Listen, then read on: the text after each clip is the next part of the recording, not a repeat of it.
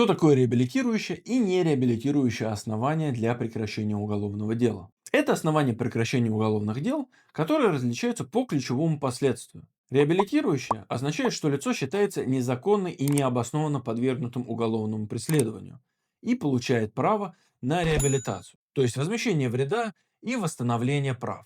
Нереабилитирующие прекращают дело без признания лица невиновным, то есть по ним права на реабилитацию нет. Основания прекращения здесь связано не с опровержением обвинения, а с иными причинами. Реабилитирующими основаниями являются отсутствие события преступления, отсутствие состава преступления, непричастность подозреваемого обвиняемого к совершению преступления. Нереабилитирующими основаниями являются истечение сроков давности уголовного преследования, принятие акта амнистии, примирение с потерпевшим, назначение судебного штрафа, деятельное раскаяние, а также специальные основания экономической направленности. Такие основания прекращают уголовное преследование, но не дают права на реабилитацию.